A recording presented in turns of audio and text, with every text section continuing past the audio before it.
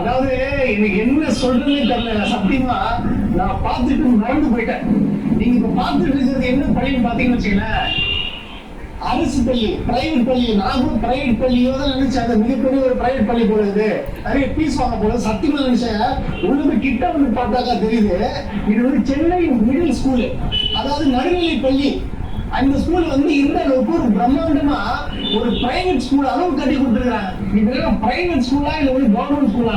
இருக்குன்னா அரசு பள்ளி. அரசு பள்ளி. அரசு பள்ளி. அது வந்து முன்னாள் சிஎம் இருக்காங்க. சிஎம் அவர் வந்து எதிர்கட்சியாளர் மாதிரி வந்தார். வந்துட்டு ஸ்கூலை பார்த்தாரு. அது இது எப்ப கட்டுறது? ஒரு 30 வருஷம் ஆச்சு, 25 வருஷம் ஆச்சு.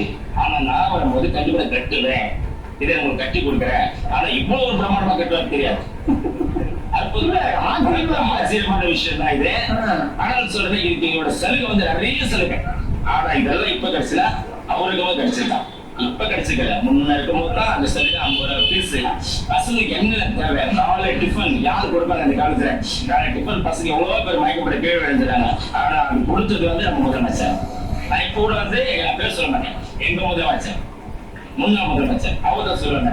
அவரு தான் அந்த கொடுத்து எவ்வளவு பேர் வாழ்த்துறாங்க, எவ்வளவு பேர் பஸ்ஸார் போறவங்க அந்த சாப்பாடு வந்து ஒரு ஆளர் பெரிய ஆதாரமா இருந்தது. நிறைய பேர் வாழ்த்துறாங்க. அது காலத்துக்கு பெரிய காலம் அன்னதானம். அது கொடுத்த யாரும் முன்னாள் அவர் செஞ்ச காரியம் வந்து இன்னும் கூட இருக்கு. அவர் சொல்ல வேண்டிய எவ்வளவு நிறைய இருக்கு.